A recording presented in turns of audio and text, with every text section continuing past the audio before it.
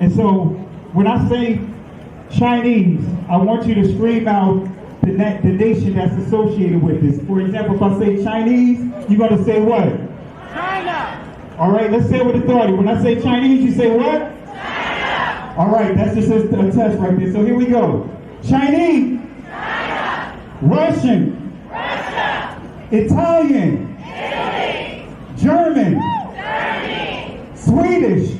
Sweden. Korean. Korea. Egyptian. Egypt. Nigerian. Nigeria. Black. Exactly. Nothing. Tell him, Pastor. Tell him, Pastor. Black, nothing. I hope you were able to successfully identify the issue.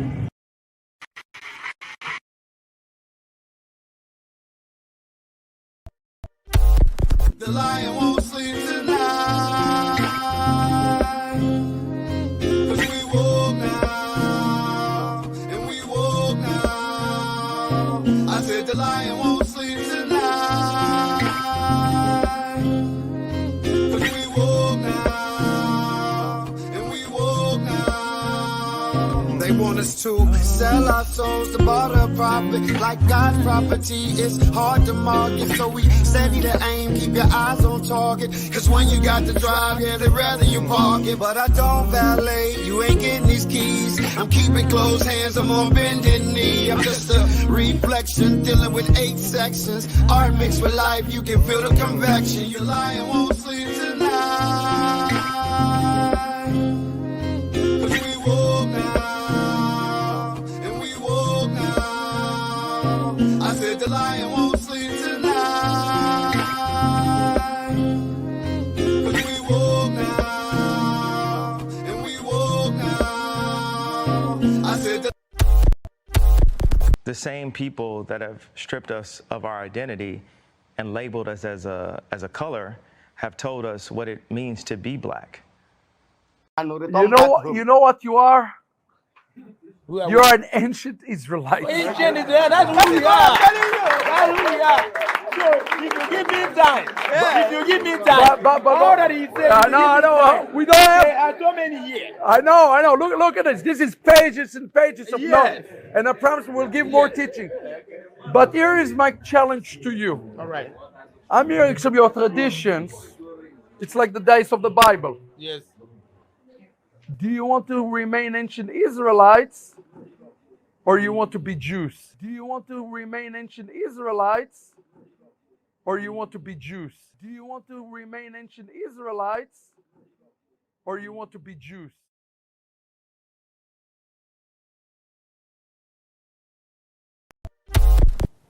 This story begins in October 1949, 1 year after Israel's formation. This is when Netanyahu was born, the second child of a historian. His paternal grandfather was a rabbi and a Zionist writer. His name was Nathan Milikowski. Later in life, he Hebraized his surname from Milikowski to Netanyahu, a name which means God has given. This is Yair Netanyahu's DNA test that has been leaked. You can see right there his Y DNA is RM198. Descendants of RM198 come from Poland, Russia, Germany, and other European countries. Does this look Semitic to you? Does this look Middle Eastern? And here's what I would like to say to you, Rabbi, since you're quoting scripture, okay? The one that's relevant to me is woe unto them that call evil good and good evil, that put darkness for light and light for darkness. And if you'd like to dive into a little more scripture, I think what's relevant is Revelation 3:9. Behold, I will make them of the synagogue of Satan, which say they are Jews and are not, but do lie. And I'm speaking directly to you, Rabbi Shmuley. Revelation 3:9. Behold, I will make them of the synagogue of Satan, which say they are Jews and are not, but do lie. Revelation 3:9. Behold, I will make them of the synagogue of Satan, which say they are Jews and are not, but do lie. And I'm speaking directly to you, Rabbi Shmuley. And I'm speaking directly to you, Rabbi Shmuley. And I'm speaking directly to you, Rabbi Shmuley. The fact that you would try to say, I am Jewish and this is what I believe, and do and say the things that you are doing. People can see and hear evil, and what you are doing right now is an act of evil. The lies that you are telling, not just on me, but also on my family members, are a good example for the world to see what we are referring to when we call something radical Zionism. Genesis chapter 11, verse 10 explains the genealogy of Shem. Shem was a black man in Africa. If you repeat this fact, they can't laugh at you. If you repeat this fact, they can't laugh at you. If you repeat this fact, they can't laugh at you. I want to say peace and blessings to everyone. Hope all is well with you guys. I know this is an unscheduled live, and I'm not going to do the whole presentation tonight. Got a set of things that I want to cover over the next couple of nights. I want to do a response, a playbook off of the RZA and Jesse Peterson interview, because I know some of you guys probably saw the video, and I want to say both of them were off. Jesse Lee Peterson, he's off, he's way out in left field, and I want to show you that the RZA Islam is off as well. He's way out in left field in terms of when we start really dealing with the Nation of Islam in terms of Muslims versus being true bloodline Israelites, and also dealing with the Christian narrative that the two discussed.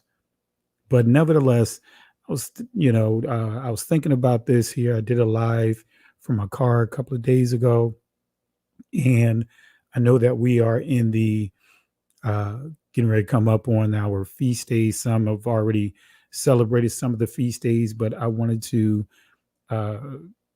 touch on that a little, and also touch on a key thing about the Shabbath. And I hope you guys catch it. You see the title of this lesson, War on the Shabbat Proves Who Are the True Israelites. War on the Shabbat. And I'm going to show you why I came up with that. And I'm going to have to go a little deeper with that, not tonight. But I'm going to touch on this a little bit because I decided to do a lesson again on the Shabbat. But I wanted to just kind of extract some key information and really kind of bring this to your attention. I know I was sitting in my car. I gave a lot of information about the Shabbat with days, but I want to just do a little bit of that tonight, and then we'll continue over the weekend just to give you guys proper clarity. I want to give shout outs to my cousin, Bishop William Brown, Dr. William Brown down in Atlanta. Really appreciate all what he's doing. Been my road dog for a long time in this truth, in this walk. I had to deal with a lot of bumps and bruises. So I want you guys to really pay attention to what I'm going to cover here. And I know this can be a very sensitive area for many of our brothers and sisters, is because I know many of us want to do what's right. I'm not going to say all, but many want to do what's right. And some of you guys just really don't truly understand the Shabbat, the days, and how it falls. And I know there's a lot of confusion because of that. So we're gonna address a number of things, some basic stuff that we can't not assume that others know, and I won't make the assumption that you guys know this. So let's go ahead and get into it. Something that we're gonna keep it real simple, family. Let's get into it. I want to start off with this disclaimer. The intention of this lesson is not to slander or disrespect anyone who may teach what I am going to address in this lesson. Let me say that again. The intent of this lesson is not to slander or disrespect anyone who may teach what I am going to address in this lesson. The intention of this lesson is strictly doctrinal. Let me say that again. The intention of this lesson is strictly doctrinal.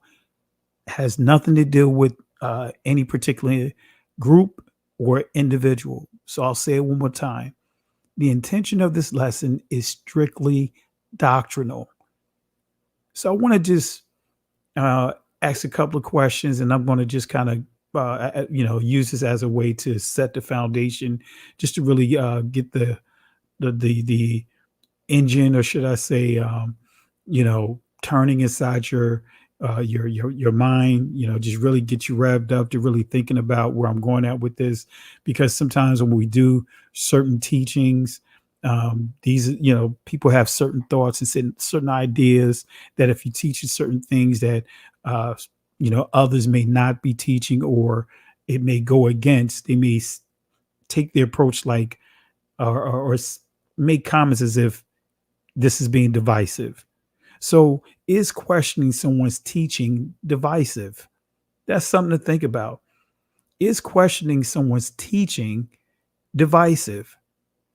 And we can go to scripture. There's plenty of examples that teachings were being questioned. Even Paul's teachings were being questioned. But does that mean that those that were questioning those teachings were being divisive? Are we required to question the teachings of pastors? Or should I say, let me put it this way. Are we required to only question the teachings of pastors in the Catholic Christian church? Because one of the things I see inside this awakening, it's okay to question pastors in Christianity, Catholicism, but when it comes to questioning those that are leaders within this awakening, double standard. All of a sudden I get flooded with comments. No, I won't say flooded, but I get quite a few comments. Hey, did you go to that person? Did you reach out to that person? Did you send that person an email?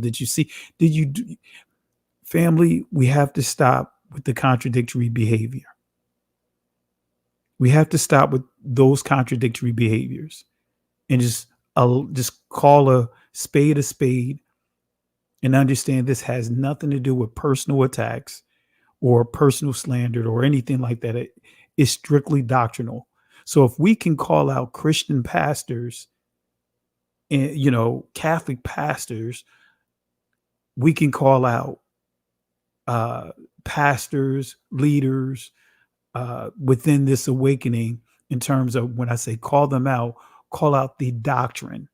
I'm not saying call them out taking personal shots, but you can question what they are teaching, especially if it's really getting way out there.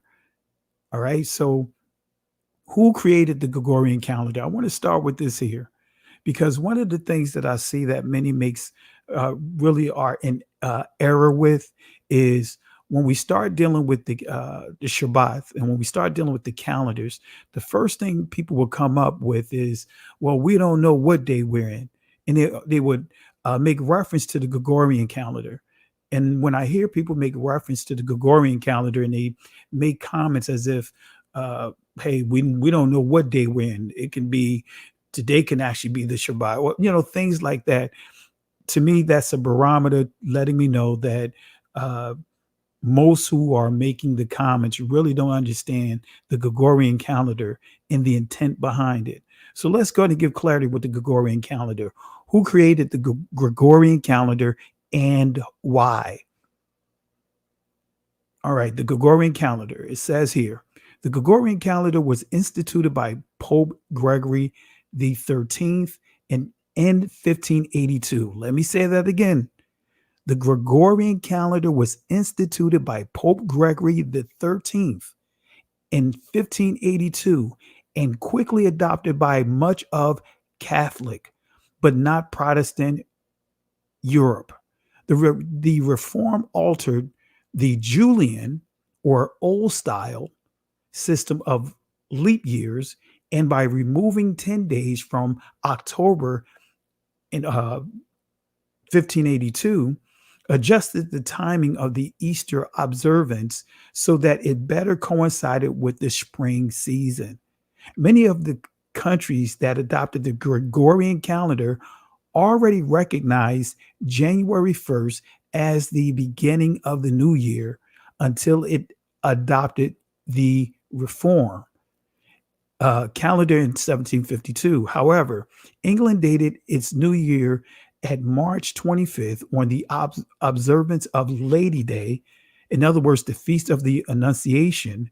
As a result, many English correspondence and publications, including some in Virginia, marked those days between January 1st and March 25th during the years 1582 through 1752, with 2 years old styled. All right. Didn't put all of that in here, didn't need to. But the point that I want to make about the Gregorian calendar, we already see is not something that was designed back in the 5th century. All right. We see the intent behind the Gregorian calendar. So the creation of the Gregorian calendar had nothing to do with the 7 days or weekly rotations, right? The 7-day cycles, Monday, or should I say the first day of the week rather, through the 7th day of the week. It had nothing to do with the 7-day rotations, weekly rotations, but it had everything to do with creating a finite window for the church to celebrate Easter. That was the whole purpose of the Gregorian calendar. Had nothing, again, to do with the weekly cycle, but everything to do with honoring or celebrating Easter. So let's deal with the Julian calendar. Who created the Julian calendar and why? In 45 BC, Julius Caesar ordered a calendar consisting of 12 months based on a solar year. This calendar employed a cycle of 3 years of 365 days, followed by a year of 366 days, which is called leap year. When first implemented, the Julian calendar also moved the beginning of the year from March 1st to January 1st. However, following the fall of the Roman Empire in the 5th century, the new year was gradually realigned to coincide with Christian festivals until by the 7th century. Christmas Day marked the beginning of the new year in many countries.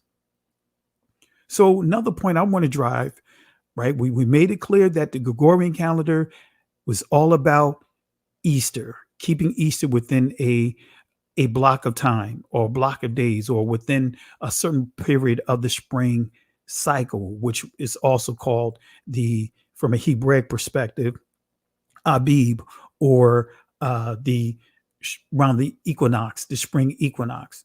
But nevertheless, the creation of the Julian calendar had nothing to do with the 7 days or weekly rotations, but it had everything to do with the number of days in a year, the year cycle. So it had nothing to do with the 7-day rotation of days that form weeks. So that's the point that I really want to make, because when people say that, we don't know what day we're in, we don't know what day the Shabbat falls on because, hey, times and laws have changed. Guess what, family? Then we're making the Most High into a liar. We are making the Most High into a liar because he gave the Shabbat, and I'm going to prove it, as a sign, proof, and evidence for his people. And I just proved to you that the Gregorian calendar had nothing to do with changing the actual days. Now, if we want to get technical, now, when we see actual changes to the days and months, going from a biblical perspective, the early Israelites, the ancient Israelites, used numbers for days and numbers for months. But once they got into the captivity, when we start dealing with the Assyrian captivity, we deal with the Babylonian captivity, but I believe it's the Syrian captivity, when we start seeing names being applied to months. And then when we start fast forwarding and we start dealing with the original days of the week, they were based off of Greek gods and goddesses, right? And then it transitioned from the Greeks to the Europeans, and should I say not just the Europeans, but more specifically the Norse, because Monday, Tuesday, Wednesday, those are Norse deities. But again, I want to make it clear, the changing, or should I say the introduction or of the Julian calendar was all about the year, the number of days in a year, not the seven-day cycles. And the Gregorian calendar was all about about Easter. So I want to make sure you guys get that down, because if you don't get that down, then you can easily fall into a lot of the traps that many of our brothers and sisters are falling into. So when was the first new moon? When was the first new moon? I know it sounds like a simple question, but when was the first new moon? It's a very simple question, but I'm asking this question for a reason. When was the first new moon? I'm going to answer the question here. Was it a day of rest? Well, this calendar that you see here is based off of the very first week of creation, right? If you study your scriptures, Genesis chapter 1, verse 14 through 19, we see that the first moon, the new moon, right? The moon was created on the fourth day of the week. On the fourth day of that first week of creation, we see the moon being created on the fourth day. And then we see the Shabbath on the seventh day. I'm just I'm just kind of using this for a reason to kind of build up where I'm going at with my point that I'm going to make. So hold that thought, and we're going to explain this here. So what's the purpose of the Shabbath? What is this purpose of the Shabbat? And family, this is basic right here. This is where we have to really understand the basis of what the Shabbat is all about. It's not as deep as many want to make it out to be. It's really just this simple. Let me prove it. All right. Genesis chapter 2, starting at verse, we're going to start at verse 2. And on the seventh day, Elohim ended his work, which he had made. He had Shabbath, in other words, rested on the seventh day from all his work which he had made. Now, let me just give a little clarity here, because I know you guys are probably wondering, why am I spelling the word Shabbat with one B versus two B's, versus at the end, TH versus just a T? Why am I pronouncing it Shabbath versus Sabbath? Sabbath is a Greek transliteration of the word Shabbath. And as you see here, this is the Hebrew word that you will see inside if you read ancient Hebrew, you'll see these three letters there, Shabbath, right? It's only one ba or bayath in this word. So when you see Shabbath, you're pronouncing two B's, right? So it's really Sha-bath, just like how you see it here to the left of this. So that's why you see when in many cases, you'll see me spell it Sha-bath, because that is the ancient pronunciation of this word. Again, not Shabbat or not Sabbath, it's Sha-bath. All right. But anyway, just wanted to give clarity to those that may not be familiar with ancient Hebrew, but I want to give you clarity on why you see it spelled here with one B versus two B's. But let's read this again. And on the seventh day, Elohim ended his work, which he had made, and he Shabbath, in other words, rested on the seventh day from all his work he had made.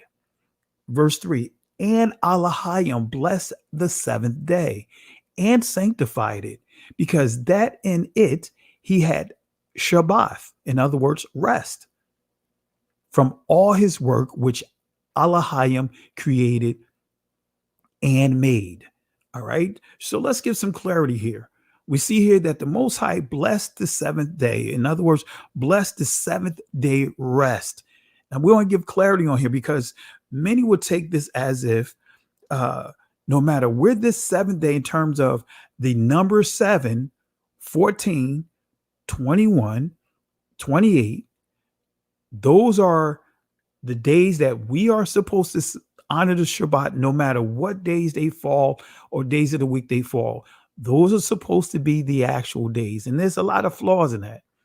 But I'm going to give you clarity which scripture to show you that that's not true. But anyway, there are 2 Hebrew words that transliterates to the word blessed. You guys already know Barak, right? Barak is one of them, but I want to introduce you to another one as well, Ashar, right? We see Ashar. This is from the 119th book of Psalms, verse 1. You'll see this word there.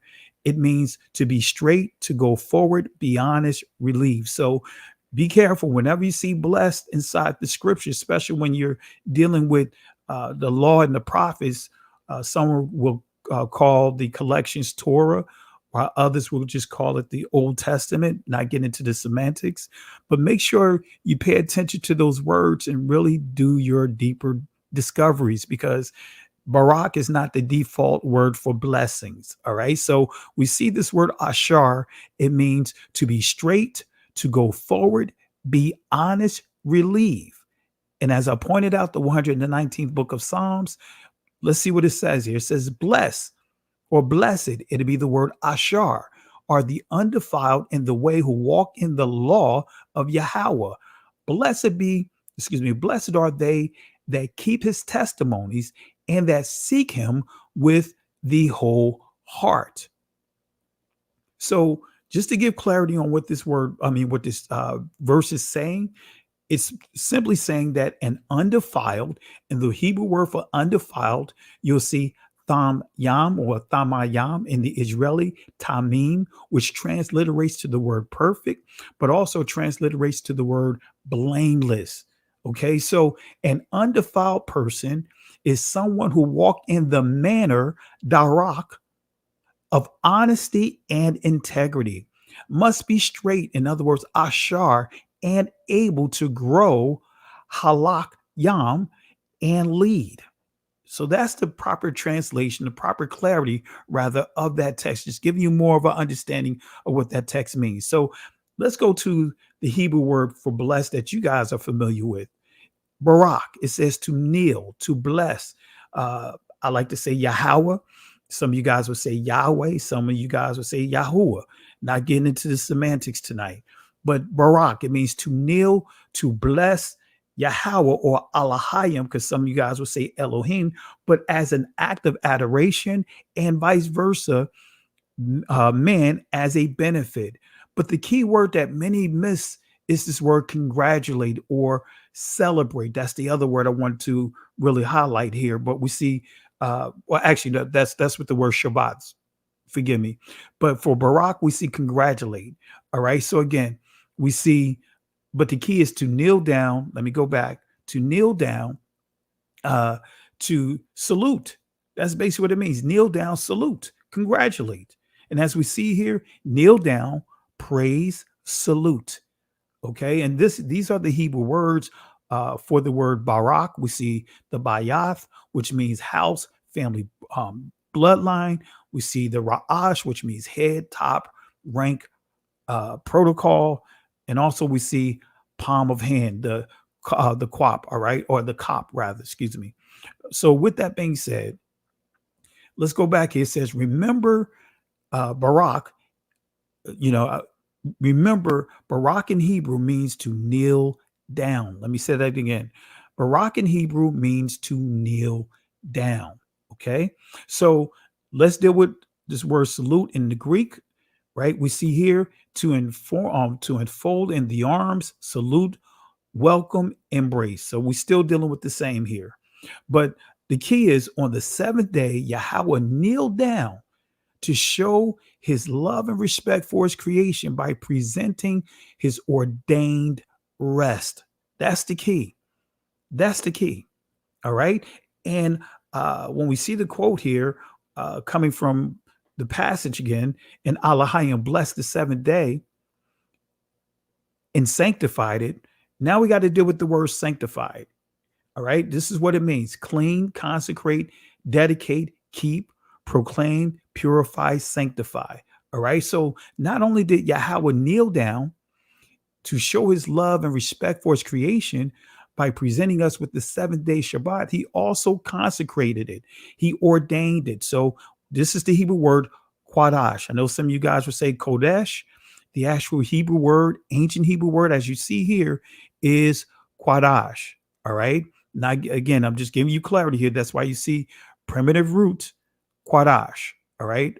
So Shabbat. Let's deal with the word Shabbat real quick, as you see here.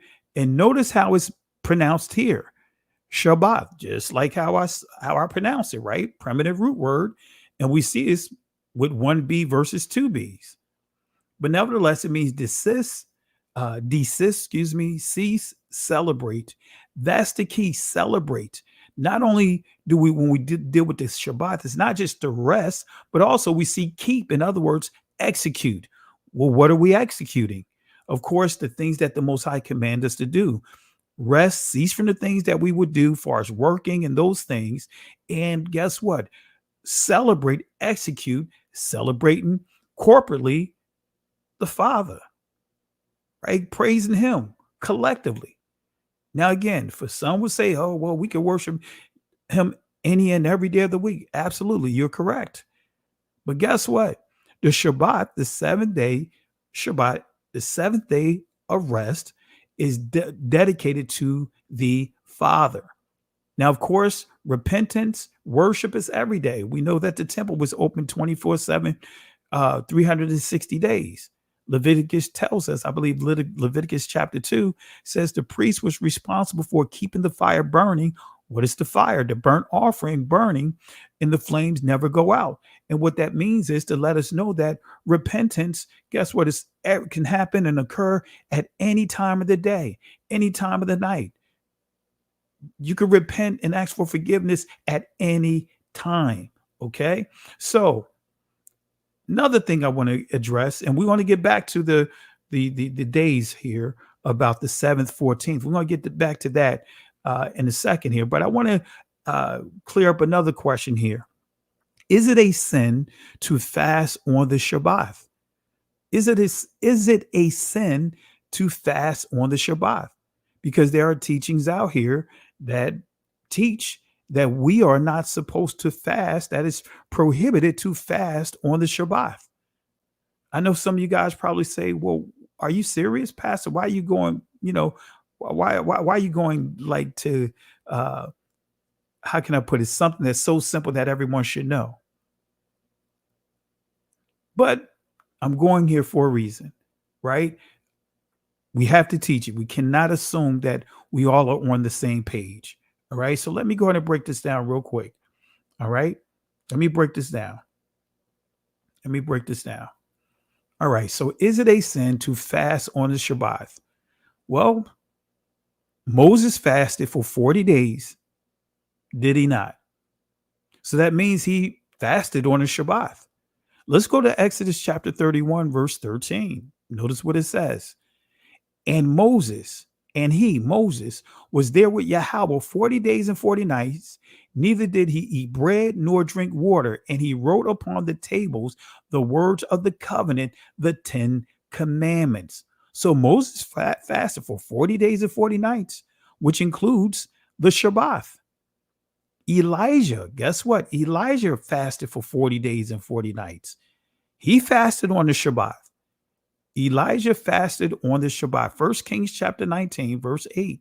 It reads, and he, Elijah, arose and did eat and drink and went in the strength of that meat 40 days and 40 nights unto Horeb, the mount of Allahayim. So what it's saying here is before he went into the fast, he ate, got his strength up.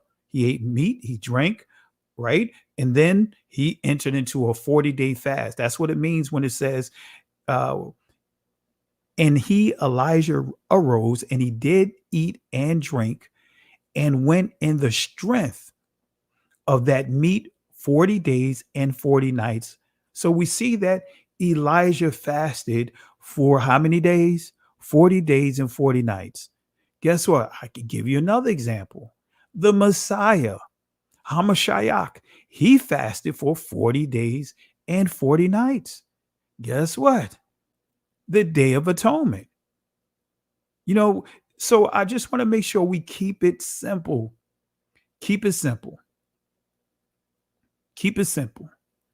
So I see someone making reference to the Book of Jubilees. That's why we don't roll with the Book of Jubilees and some of those so-called extra text that you see floating around.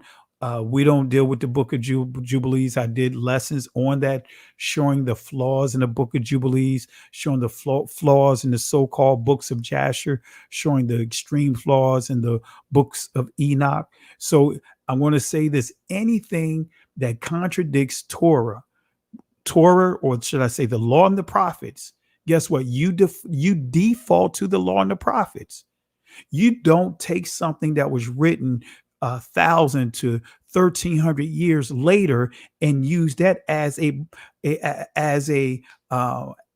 primary source, as if that supersedes what was already laid out for almost a millennia. So I want to be clear. You know, if you read the book of Jasher, even though that's forgeries, both of them, they're not ancient texts. But if you're reading, for example, the book of Jubilees, the book of Enoch's, if you're just going into there to extract out of it some historical information, okay, all right, I understand. But if you're going there and if you're using that as equivalent or more of an authoritative source, then the law and the prophets, you're making a grave mistake. You're actually contradicting the words of the Most High. All right, let me leave that alone. All right, just wanted to give a little disclaimer on that because, again, there's a lot of contradictions in the book of Jubilees, and I have a couple of lessons on here on this platform addressing that. All right, so let's continue, family. So is the Shabbath a sign? That's the key. Is the Shabbath a sign? Guess what, family? I'm going to prove to you it's a sign, and this is why it's so important, right? And I'm going to show you something here, and we're not going to go so deep tonight. We're going to really go deep probably tomorrow night. That's why I just want to do a little bit of this. So the Shabbat is also a sign, and the Hebrew word ath or athah or awath rather, or in the Israeli, but the word Shabbat, right? Or should I say the Shabbat itself is also a sign, ath, which means mark, proof, evidence of the covenant the Most High made with Israel. Let me prove this. Exodus chapter 31, verse 13. I'm going to give sources. Guess what? Our primary source is the holy text. I don't need to read anything else. That's secondary. The biblical text is our primary source, and we can start right here with our primary source. Speak thou also unto the children of Israel, saying, verily my Shabbats ye shall keep. In other words, execute. That's where you see the Hebrew word shamar. For it is a sign between me and you throughout your generations, that ye may know that I am Yahweh. Yahweh means he exists. Yah plus Hawa means he exists. Hawa means exist, right? Yah is the short form, and together means he exists. So it says, throughout your generations, that ye may know that I am Yahweh. In other words, I exist, that doeth sanctify you. Quadash. So my Shabbats ye shall keep, for it is a sign. Here's the Hebrew definition of the word sign. It says here, a signal, evidence, miracle, mark, miracle, proof. So again, that's what whenever we think about the Shabbat, it is a sign, it is proof, it is evidence of the Most High's faithfulness to his people. Who is his people? We are the ancient Israelites, right? So again, it's a sign, it's a proof, it's proof, it is evidence. So let's deal with a key sign that occurred on the Shabbat. Let's go to Matthew chapter 17, verse 1 and 3. You guys already know this. I covered this, but I'm going to give you actual text. After the 6 days, Yahushua taketh Peter, James, and John his brother, and bringeth them up into an high mountain apart. So we see after 6 days, Christ is now taking his disciples. Now we see that this has to be what? The Shabbath, right? Let's prove it. And was transfigured before them, and his face did shine as the sun, and his raiment was white as the light. And behold, there appeared unto them Moses and Elias talking with him. So we're not going to stop there. Let's give confirmation, 2 or 3 witnesses. Let's go to another disciple. We want to deal with Mark. Let's see what Mark says about the account that Mark gives on this particular event.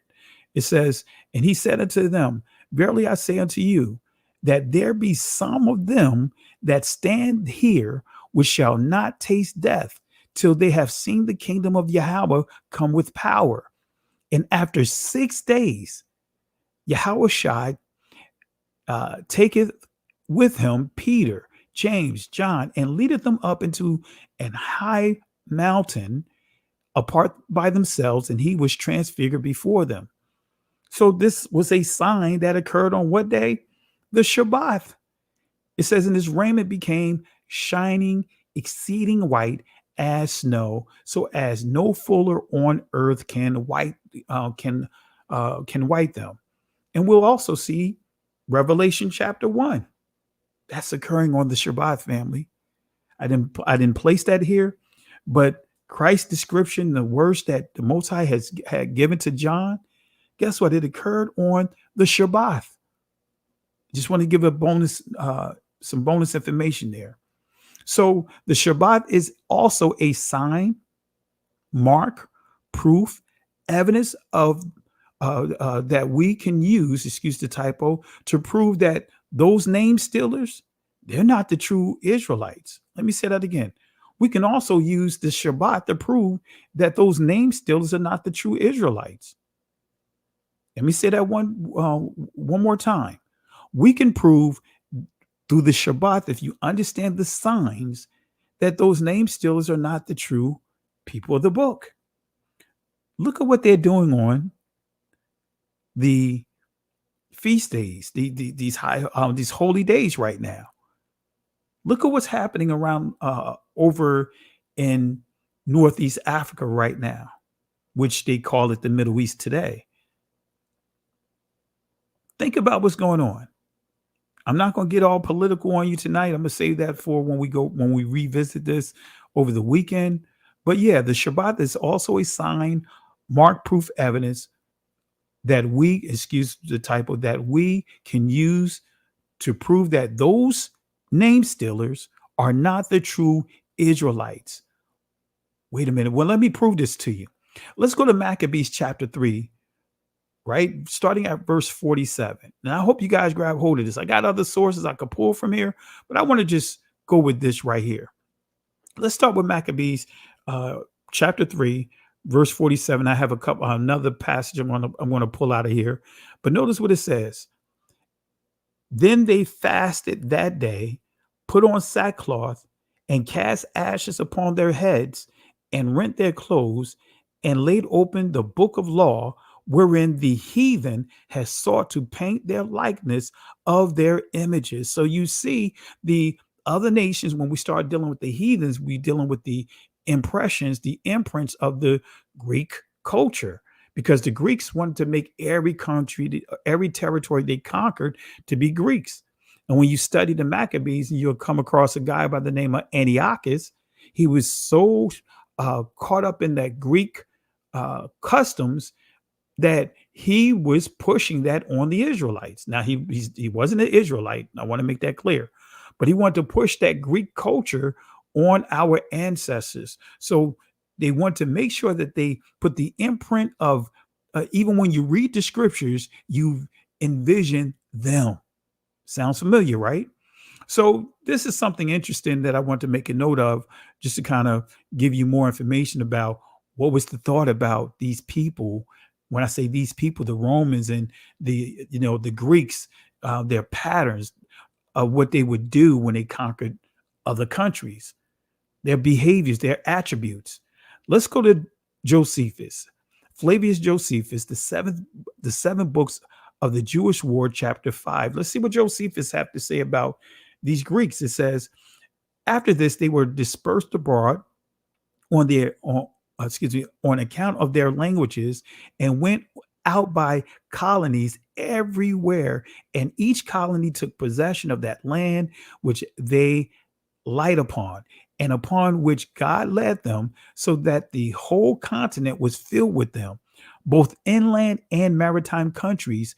There were some also who passed over the sea in ships and inhabited the islands of, and it says, in some of those nations do still retain the denominations which were given by their first founders, but some have lost them also, and some have only admitted certain changes in them, that they might be the more intelligent to the inhabitants, and they were the Greeks, who became the authors of such mutations. That's right, family. They was hijacking other people's cultures and basically making changes to it, and then they were appropriated as if it was something that they put together, as if it was their culture. Notice what Josephus goes on to say. For when in after ages they grew potent, they claimed to themselves the glory of the antiquities. In other words, they claimed to themselves everything that was good about the antiquities. In other words, the ancient times, during that time, giving names to the nations that sounded well in Greek, that they might be better understood among themselves. Think about that what we did with the Philistines versus Palestinians, two different. But it was the Greeks, it was the Romans that changed that name and read. Anyway, I'm not going to get into all that. I just want you guys to understand what you see today. The Palestinians are not the same people of the ancient Philistines, right? The Philistines are a Hamitic people. They're not a Shemitic people. They are a Hamitic people. And if you go to Genesis chapter 10, you'll see Philistia, and you'll see them listed under Ham. All right. But nevertheless, let's finish this up here. It says, setting agreeable forms of government over them as if they were a people derived from themselves. Right. So this is saying that how the Greeks are hijacking someone else's culture, someone else's identity, and they putting names and, they putting their spin on it. Placing their images over it to make it as if they are the originators. And then Paul warns about this in 2 Thessalonians chapter 2, verse 3 and 4. It says here, let no man deceive you by any means, for that day shall not come except the coming of a falling away first, and that the man of sin be revealed, the son of perdition, who opposeth and exalteth himself above all that is called Elohim, or that is worship, so that he as Yahweh sitteth in the temple of Yahweh, showing himself that he is Yahweh. All right, I'm not going to go too deep in that. If you want to know more about the son of perdition, go to the playlist or go to the lives and just search for son of perdition, and I give clarity on exactly who the son of perdition is, the difference between the son of perdition and the Antichrist. All right, so let me go back to this thought, though, that the Shabbath is a sign, proof, and evidence that we can use to see that when we start dealing with the spirit is going to always reveal to you, if you understand the spirit of the Most High, the spirit of Yah, it's going to reveal to you the spirit, this evil spirit of who's who. See, many miss it when they deal with Jacob and Esau. They automatically default to trying to explain these twins one being a dark melanated and the other one being Laban. In other words, no pigmentation. No, both of them were dark melanated Negroes. The difference is Esau was hairy all over. So the scriptures want to make sure that there was no issues with his skin. But anyway, I digress. So when we deal with Esau and Jacob, we're dealing, when it says manner, it's not dealing with their physical appearance. They didn't have a physical appearance inside the womb. We're dealing with the spirit. Why? Because even in the womb, there was turmoil between Esau and Jacob. That's what it's referring to. Their spirits, their manner, darak, which comes from the primitive root word arak. Go figure, right? Iraq. So the traditional practice, right, of lighting the candles, and this is getting into Hanukkah, and I'm going to bring all of this to fold so you understand where I'm going at here, dealing with the spirit that's revealing through the understanding these signs, right? If you're a watchman, you understand the spirit of Yah. If you truly are a watchman, you understand where I'm going at with this. Not everyone are watchmen and can really understand where I'm going at with this. But let me show you a lie here real quick, and I want to give a key point from the Maccabees. Let's start with Hanukkah. Hanukkah is a lie. It is a fable in terms of how it's being celebrated. There was no candle, or should I say menorah that burned for 8 days. You will not find that anywhere inside the Maccabees. But notice what we see here. We'll see the source of where that comes from. I think I took that out. But actually, that is a Talmudic doctrine. That comes from Shabbath. Notice the word Shabbath, right? This particular book of the Talmud called Shabbath 21b. And this is where you see the lie about the oil. It says here, for when the Greeks entered the temple, they defiled all the oils therein. And when the Hashmonean dynasty prevailed against and defeated them, they made search and found only one cruse of oil, which lay with the seal of the high priest, but which contained sufficient for 1 day's lightning only. Yet, lighting only. Yet a miracle was wrought therein, and they lit, in other words, the lamp therewith for 8 days.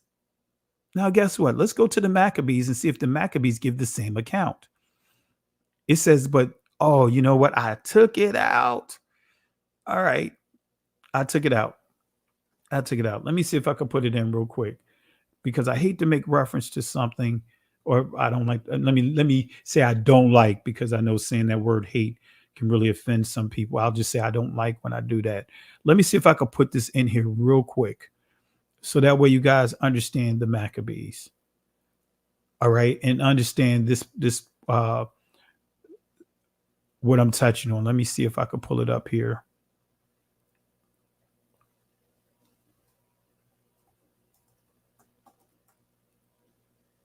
All right, let me see here.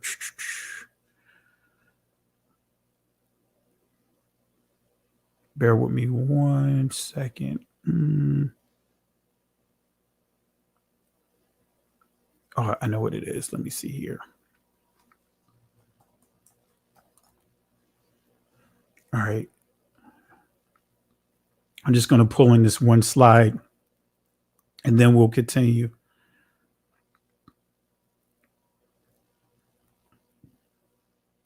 Let's see here. All right, John. All right, I'm going to copy this over right now, so that way you guys can see that the Maccabee does not give any reference of oil burning for an extended period of time, as the Talmud says. So let me copy this in right now, and then we'll continue to a key point that I want to make about the Shabbat being a sign that we can prove who, just by the spirit of what we see in, that the name still is those people that we see right now. They're not the original people. Let's see here. I'm just getting to my slide here. All right, I'm gonna copy it right here.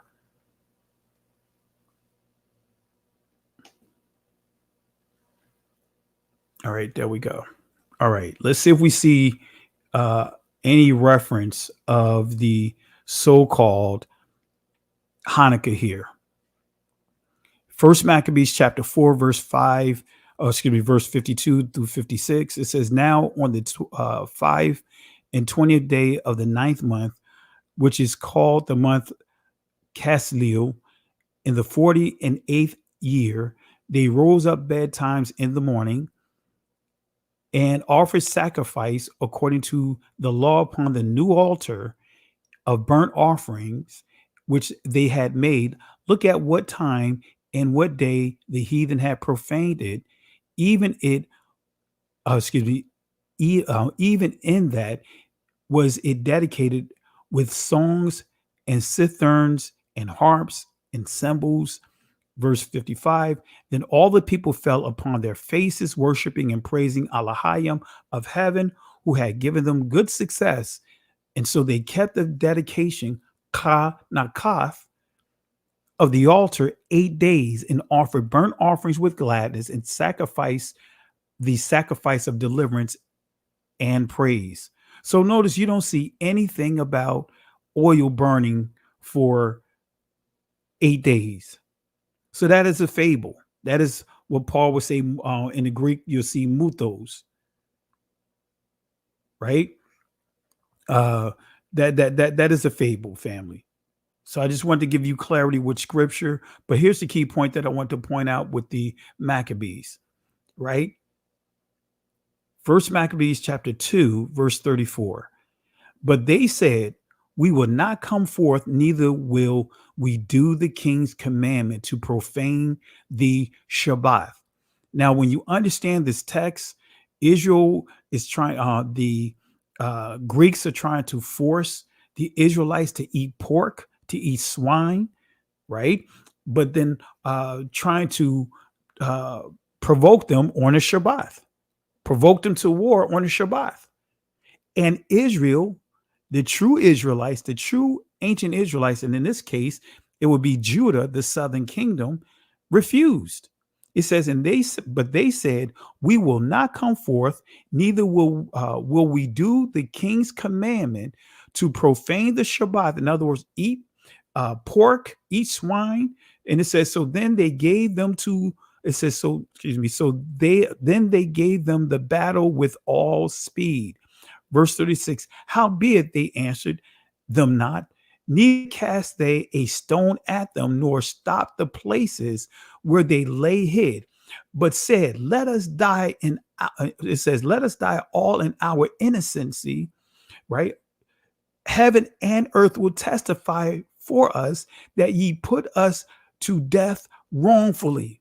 So our brothers and sisters at that time refused to go to war in honor of the Shabbat. Well, what do we see happening right now? What have you seen for the past couple of years? If you start thinking about what happened around this time of the year, when do you see a lot of this war cry happening? You know, we could go back into dealing with the pandemic. You know, start looking at paying attention to the feast days, the high holy days, and you use these as a sign, proof, evidence, and that will expose the spirit of who's who. I hope that helps you guys out. I'm not going to go too deep with that, but I want to, when I share with you about the Shabbat being a sign, right?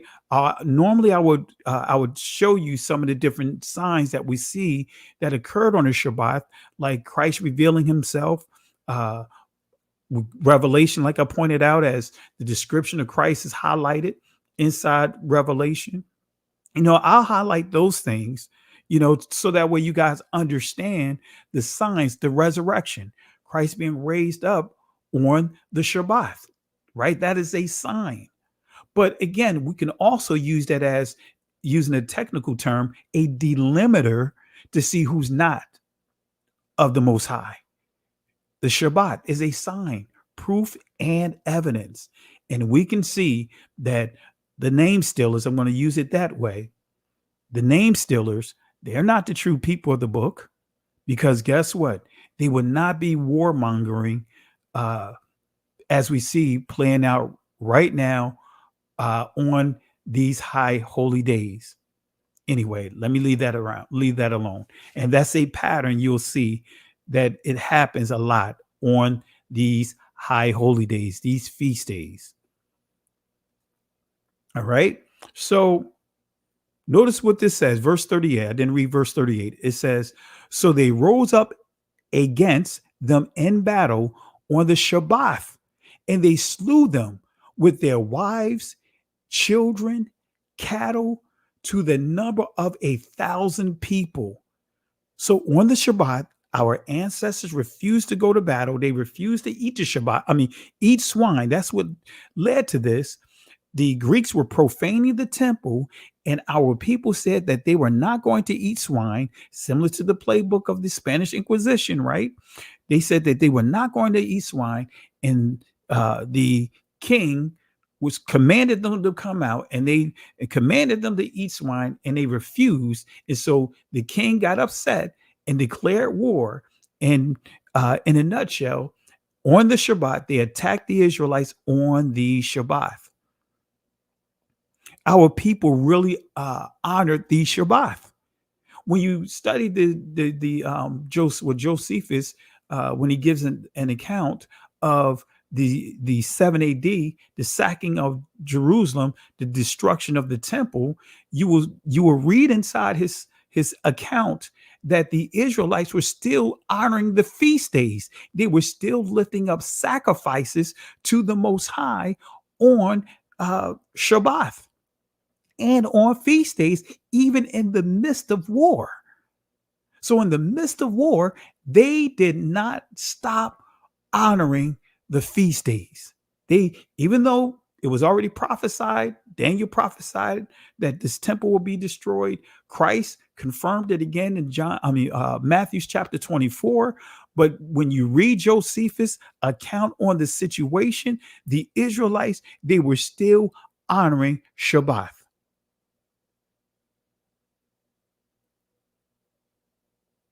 All right. So, and I'm going to say this, I keep, and this is no offense. I see someone posting Jubilees and Enoch. I'm just removing the comment because I don't support that here. If we want to know how to honor the Shabbat, we start with the law and the prophets. I don't do the book of Enoch. I don't do the book of Jubilees. I just ask that everyone that's watching here tonight respect the approach of this channel, and you're entitled to read whatever you choose to read. But on this channel, within our ministry, we don't deal with the book of Jubilees. We don't deal with the book of Enoch.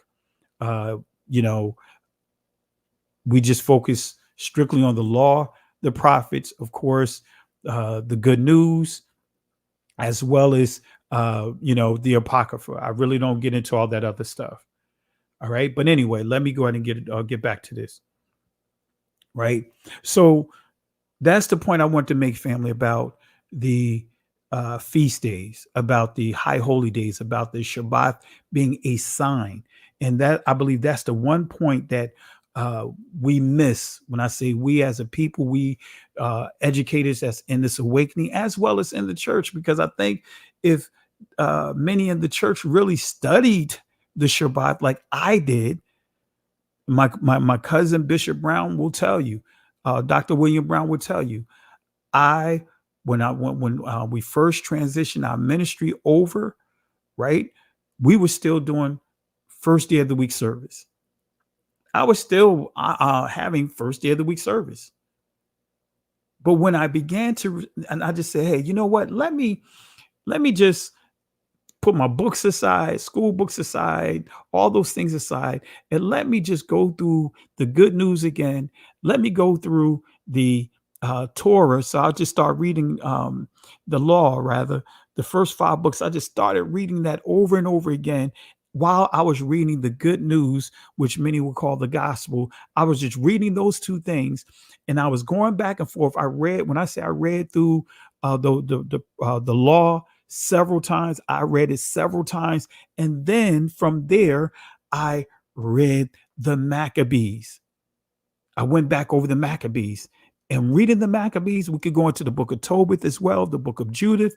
But when you read the Maccabees and you see the historical accounts there, and then you combine what Josephus bore witness of, how could I not honor Shabbat? It convicted me so much that I repented to our assembly. And guess what? We start honoring Shabbat. Now, what we did was we still had Shabbat on the seventh day. And then on the first day of the week, we still had those services. But guess what? We did that for 2 years because we were going to honor the Shabbat. But guess what? I still want to make sure that the people transition properly over. It wasn't going to be just a flip of a switch. But in 2 years later, on the Feast of Dedication, afterwards, the people came to me, actually in our following service on the Shabbat, and said, Pastor, can we go ahead and not do first day of the week service anymore? We just want to honor Shabbat. And we've been doing that ever since. All right, family. So that is my firsthand account, my witness, my account of what we had done in our ministry. My brother Asap Ban Yahawada, he can tell you what we had about the transition. My cousin Bishop Brown, he can tell you about the transition. My sister Carol, who's been following me from day one, pretty much, she can tell you, the transition, to bear witness to what I am saying. All right. So if you truly have a heart and a desire to study and draw closer to the Most High, I believe eventually whatever is not clear with you will become clear. Whatever you may be on the fence about, you'll get clarity on it. Eventually, I just believe eventually we all would come to a point of understanding the truth, because you have that right spirit, studying to show ourselves approved unto who? All right. So let me go ahead and touch on a couple of more things. All right. So what is the Shabbat? As I pointed out, what is the covenant? What are the 10 commandments? Right. So when we understand commandments, when we understand Shabbats, and we understand the different things the Most High require of us, laws are instructions. Laws are enactments. In other words, giving you instructions on how to carry out the commandments. Let me say that again. You have the 10 commandments, which are the foundational 10, similar to this United States foundation, the foundational structure of this country. You have the Constitution, right? In the Hebrew, we call it the covenant. But guess what? It still comes from the same word, barayath. Some would say barit, right? Nevertheless, that word covenant and constitution is synonymous, right? So nevertheless, confederate as well is synonymous. All right. So you have the foundational 10 commandments. All the laws and commandments that come afterwards are teaching you how to carry out the foundational 10. Let me say that again. The foundational 10, which is the covenant, the 10 commandments is the covenant, right? You can confirm that with Exodus chapter 34. The 10 commandments is the words of the covenant. You remove the Shabbat from the covenant, guess what? Then you're not honoring the covenant. You remove any one of the foundational 10, then guess what? You are not keeping covenant. You're creating some other stuff, but it's not a covenant of the Most High. So again, the laws are instructions, enactments, statutes on how to carry out the covenant, the commandments. The laws are instructions, enactments, statutes on how to carry out the commandments, as I just pointed out. So the 10 commandments is the words of the covenant. And this is what I highlighted. Exodus chapter 34, verse 28. You see it right here. So if anyone tell you that we don't have to honor the commandments, they're teaching you another Christ. Because when you read the so-called new covenant, which is really the renewed covenant, not new covenant, it's a renewal of the covenant. These are the commandments of what many would call the new covenant. Because when you ask them, well, what's the commandments? Notice how most of them can't even tell you what the commandments are. No, these are the commandments because the Most High said he's going to write these in our hearts. So the 10 commandments are the foundational to the covenant, or if we want to say renewed covenant, some of you guys would say new covenant, the 10 commandments. These are the words of the Most High. This is the word. So we see here, he wrote upon the tables the words of the covenant, the 10 commandments. All right. So let's fast forward here because I don't want to spend too much time here. I want to get to another key point. This is Paul making the distinction. But one of the questions I get asked, how can we reconstruct the Hebrew calendar? And family, when I tell you, it's so simple. It is so simple. How to reconstruct the first Hebrew calendar. I'm not going to go to the details of this tonight, but I'm telling you, we have something that we can use as an anchor and build a calendar. It starts with understanding, number one, before there was a book of Enoch, before there was a book of Jubilees, which those writings were between the first, second century BCE, right? And when we look at the book of Enoch, it's not just one book, it's three. Those writings extend as far to like the first, close to the second century. But before all of that, the ancient Israelites had a 360-day calendar. That's a fact during the time of Moses. So there were 30 other cultures, at least 30 other ancient cultures who use 360-day years and 12 30-day months on their calendars. The Hindus, I'm not going to read this source, but I'm just going to mention it to you. The Hindu people, they had 360-day calendars and 12-month years and 30-day months. The Persians, likewise. Now I'll drop this source here when I create the chapters for this lesson, and also I may drop it in the link, the source inside the chat. Let me drop that in there because I'm not going to read all of this, family, for the sake of time, but I just want to make sure you guys understand what I'm revealing to you is sources. I'm not just speculating. I'm not just making stuff up as I go. These are facts, and here's the source that you guys can use.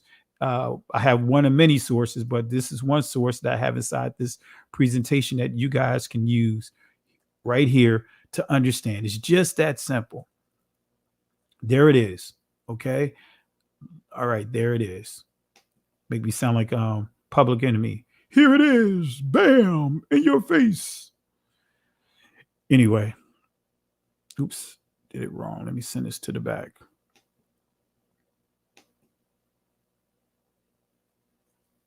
All right. So the Babylonians had 360-day calendars.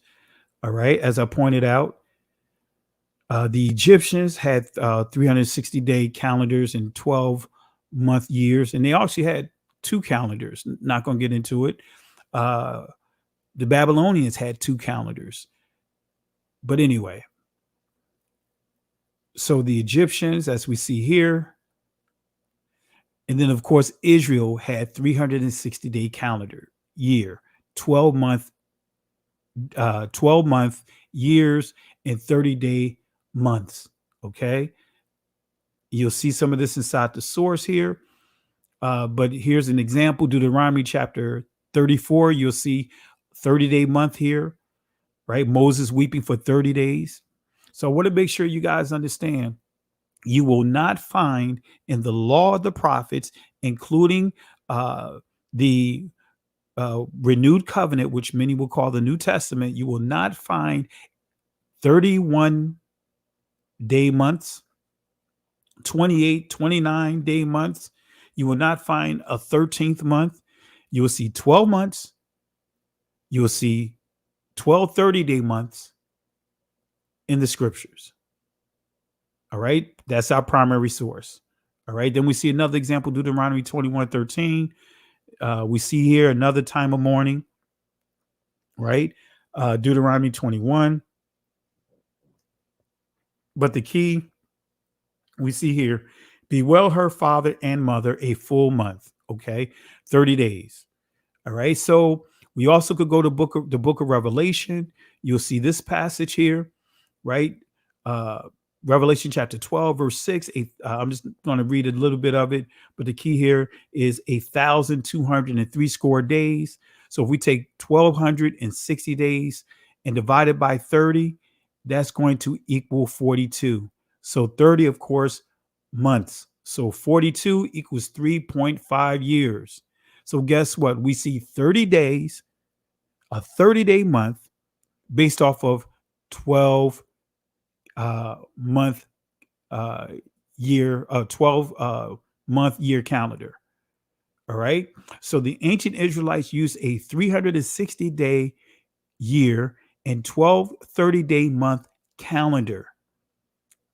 So did Yahweh designate honoring the Shabbat only on the literal 7th day of every month? I'm going to tell you absolutely not, family. It's a 7-day rotation. Now, we're going to close out with this example right here. All right.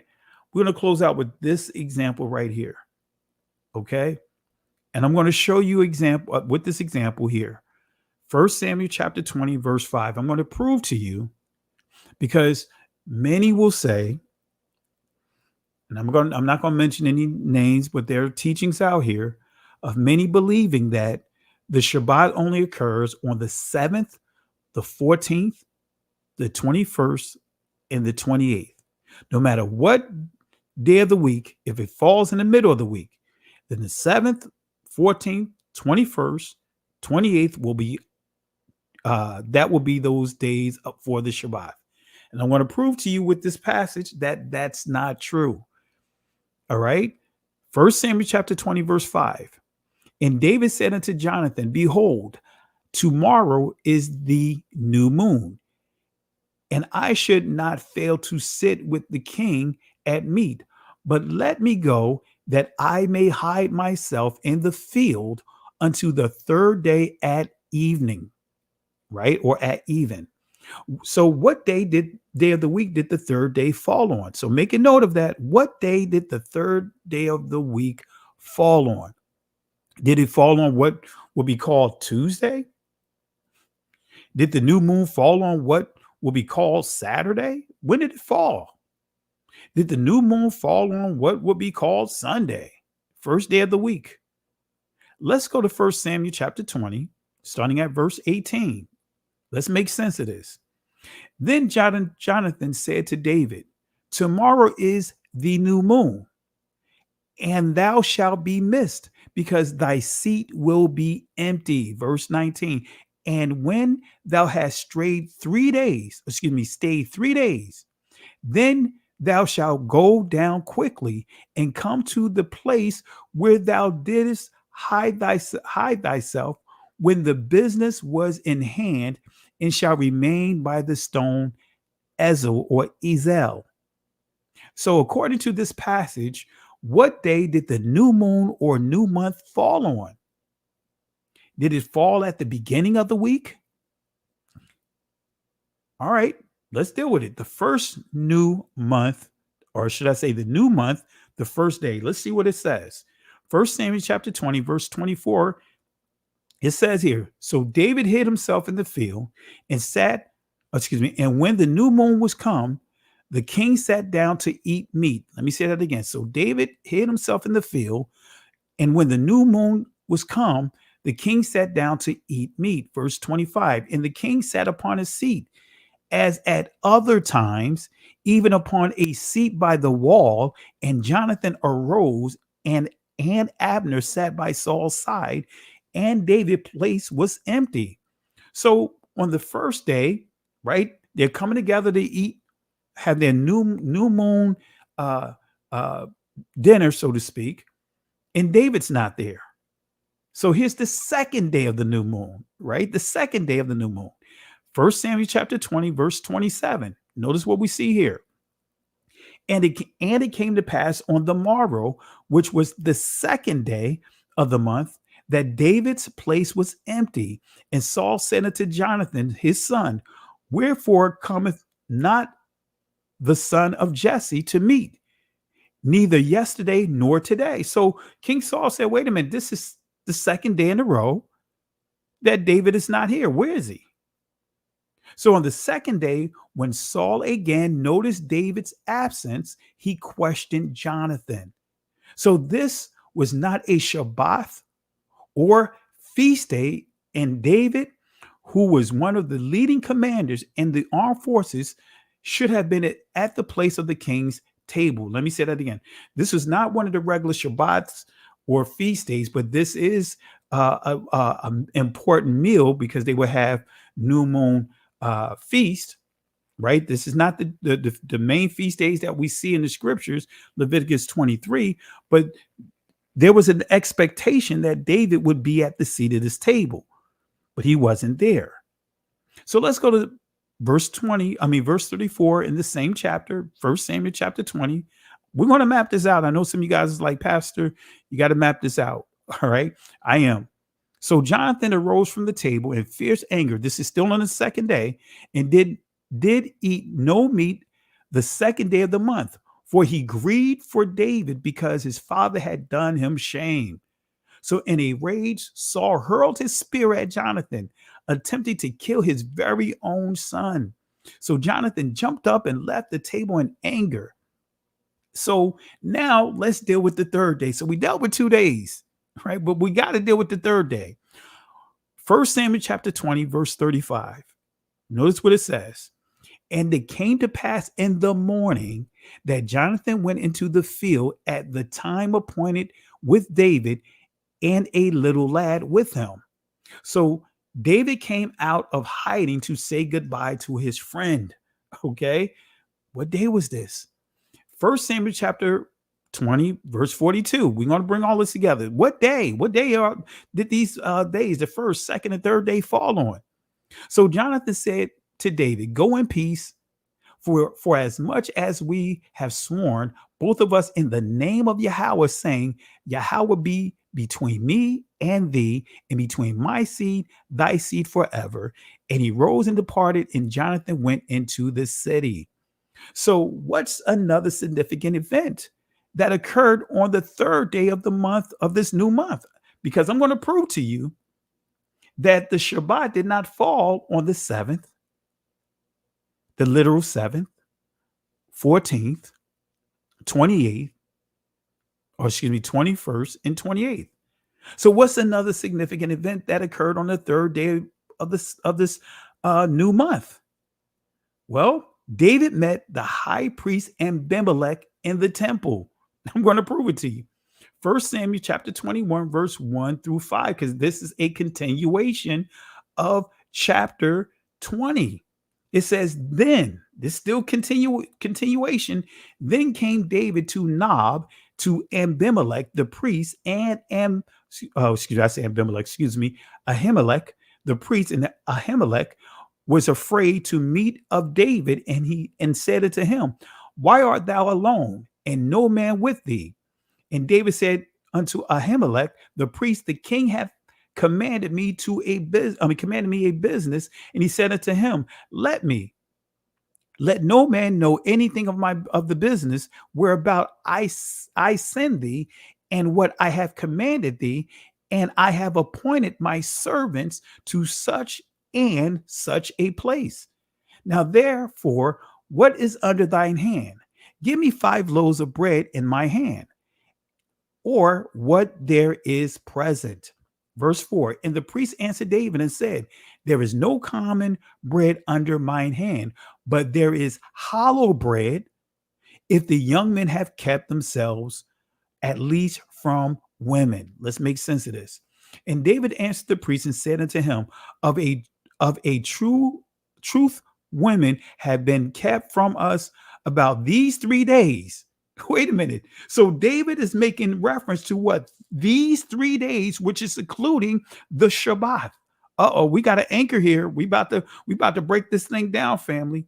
We are about to break this thing down, and I'm going to make sure you guys understand.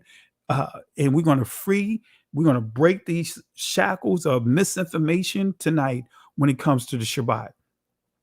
Right? It says It says here, and David answered the priest and said unto him, of a truth, women have been kept from us about 3 days since I came out, and the vessels of the young men are holy, and the bread is in a manner common.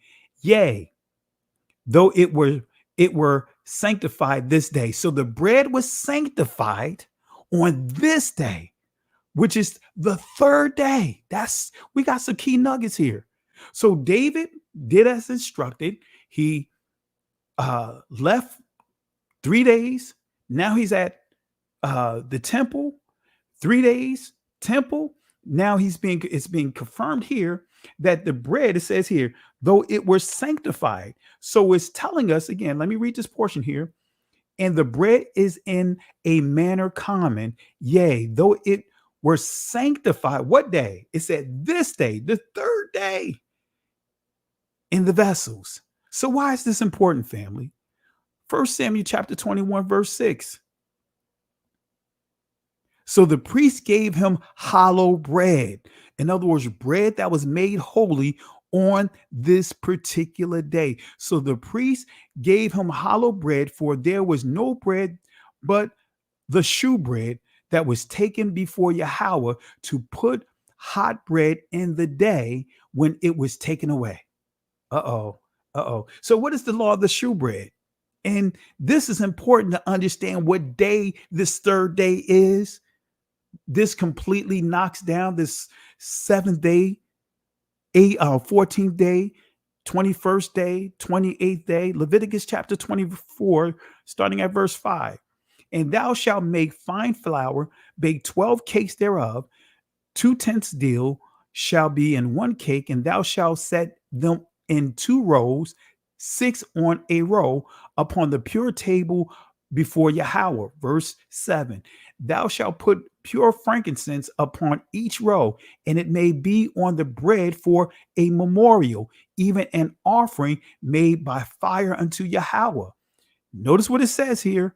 Every what? Shabbath. Every Shabbath he shall set it in order before Yahweh continually, being taken from the children of Israel by an everlasting covenant. So the priest made it clear that it was on the third day. He said on the third day, he said they had changed the bread on this day. The bread was changed out on this holy day. So we know, guess what? The third day is a Shabbath. Let me say that again. This third day is a Shabbath. Let me prove it. Does the 7th day of the month always fall on the Shabbath? No, I'm going to prove it. The shewbread is replaced every Shabbath or Shabbath, right? Not Shabbath, Sha-bath. This means that David met the high priest on the Sha-bath. That's right. So here's the map out of this. Jonathan meets with David for a plan of safety on the middle of the week, which is the day before the new month, the new moon. So that will be the 30th, right? David hid himself, right? Because again, on this day, he was told to leave for 3 days. So here's the first day, the second day, but on the third day, right, he traveled to meet with the priest. Saul asked about David's whereabouts, as now this is the second day he don't see him. David met with Jonathan, right? And then guess what? He said his so longs. He left Jonathan, and guess where he ended up at? He ended up right with the priest. David met the high priest, 1 Samuel chapter 21, verse 1 through 8. So guess what, family? That day was a Shabbath. That day was a Shabbath. That day was a Shabbath.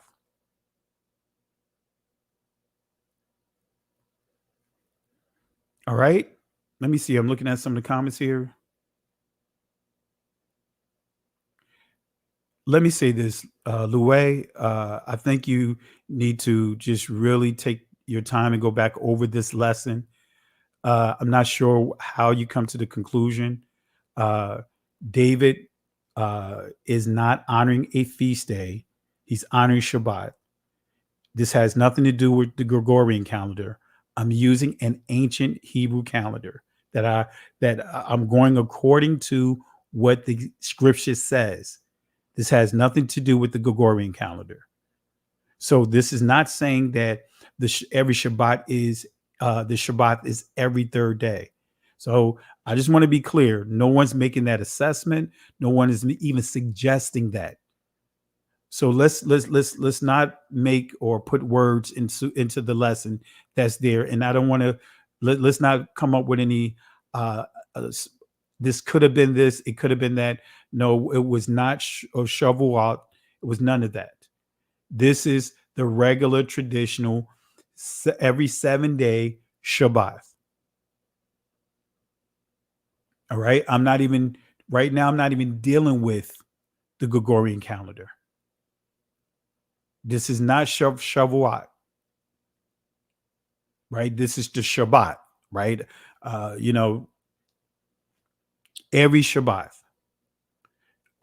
And I'm not going to reteach this again, but what I would encourage you to do, I gave scripture. I'm not sure if you came here on time and saw me walking this out. I'll just back up just a little bit because I'm not that far along. This is Leviticus 24, starting at verse 5, and it gives you the law of the shewbread. This is every Shabbat. As you see here, every Shabbat, he shall set it in order before Yahweh continually. So the shewbread is laid out by the high priest for the Most High every Shabbat. So I want to make sure you understand this. Let's keep it simple. I encourage you to go back and watch the lesson. Watch the lesson as we build here, because I don't want to double back. I don't want to waste time double backing, but just because I didn't go too far from here, I was able to do that. So read Leviticus chapter 24 as I highlighted here, and that'll give you clarity on the shewbread. The shewbread, every Shabbat, it's changed. Okay. So again, family, this is mapping it out. David initially met with Jonathan the 30th day of the month prior. So it says Jonathan meet with David for a plan of safety for him to get away. David hid himself in the field on the first day, even though Jonathan went before Saul on the first day without David. Then on the second day, Saul asked about David's whereabouts because he wasn't there, right? So on the third day, right, they said their farewells, but then David traveled to the temple and he met with the high priest, and the high priest gave him shewbread that is prepared every day. I mean, every Shabbat. New bread is replaced every Shabbat. And in the text, it said that David said that he and his men been on the go for 3 days. As we see here, it confirms this. And the priest made it clear that they had just changed out the shewbread on that day. Okay. So the Messiah confirms this event occurred on the Shabbat, right? If you go to Mark chapter 2, verse 23, notice what you see. And it came to pass that he went through the cornfields on the Shabbat day, and his disciples began as they went to pluck the ears of corn. And the Pharisees said unto him, behold, why do they on the Shabbat day that which is not lawful? And he said unto them, have ye never read what David did when he had need and was hungered? He and they, which is his men, that were with him. So this tells you, this further confirming that this third day was on the Shabbat, how he went into the house of Yahweh in the days of Abiathar, the high priest, and did eat the shewbread, which is not lawful to eat, but for the priest. and also gave to them which were with him. All right. Verse 27. And he said unto them, the Shabbath was made for man, and not man for the Shabbath. Therefore, the Son of Man is Adonai, also of the Shabbath. And simply put, when it says Adonai of the Shabbat, this is, let me go to the Greek, the Hebrew, Adonai. See what this means. The key word here, superintendent. In other words, superintendent over the Shabbat. The high priest had the authority to make situational adjustments, situational exceptions. To David with the situation with the shewbread, Christ is saying that he has the power to make a situational exception, to allow his disciples to glean, to pick up corn to eat. So the Hebrew word for master is also used as a salutation of respect, such as Mr. or Sir. So let's fast forward. I don't want to get into all of this here. So again, key point, the high priest is the superintendent of the house of Yahweh and have the authority to make individual situational exceptions. All right. So last point I want to make, is there another example that proves the seventh day of the month did not always fall on the Shabbath? Exodus chapter 16, verse 1. Right. So I'm not going to map this whole thing out tonight because I know it'll take a little time. I know it's getting late, but I wanted to at least give you one example here because we've been going for an hour and a half, and I want to save some of this as we go back into the lesson for the remainder of the weekend. But I want to share with you guys to prove to you with scripture, that when we deal with the Shabbat, when you see the seventh day, we're dealing with a 7-day cycle, not the literal 7th, 14th, 21st, 28th of the month, because I just proved to you, according to the Hebrew calendar, that the third day fell on a Shabbat, and the priest did his priestly duties on the third day. So this pokes a lot of holes into the lunar calendar. It pokes a lot of holes into that, right? So again, I hope this bless you guys. I hope this gives you clarity, and we'll do part 2 on this. And I want to delve into more about the signs of the Shabbat, but I will do this portion of it to show and prove that we could use Exodus chapter 16, use that to recreate the calendar, which I did, to recreate the second month. And then, of course, you could recreate the first month, and you will see the days that the Shabbat fell on. And you'll see that the Shabbat that was honored in the second month did not fall on the 7th, the literal 7th. All right. But with that being said, family, really appreciate you guys for taking the time out to watch this lesson. In a nutshell, in the words of Moses, or should I say in the words of the Most High that he gave to Moses, as Israel had made their transition out of Egypt, they came against their first major threat, their first major hurdle, the Egyptians coming to bring them back to Egypt and kill some of them. And they were at what appeared to be a dead end. And the Most High had to give Moses these words to give to the Israelites. Exodus chapter 14, verse 13 and 14.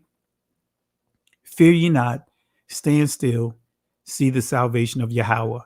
These Egyptians that you see here today, they will never have power over you ever again. The Most High will fight for you. But here's the kicker, family.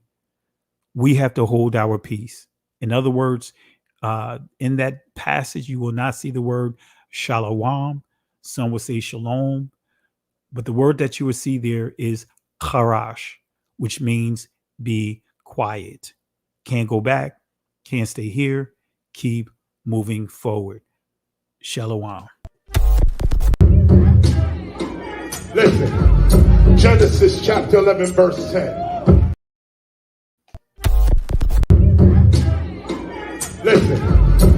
Genesis chapter 11 verse 10 explains the genealogy of Shem. Shem was a black man in Africa. If you repeat this fact, Genesis 14 verse 13, Abraham steps on the scene. Being a descendant of Shem, which is a fact, means Abraham too was Abraham, born in the city of a black man called Nimrod, grandson of Ham. Ham had 4 sons. One was named Canaan. Here, let me do some explaining. Abraham, Isaac was the...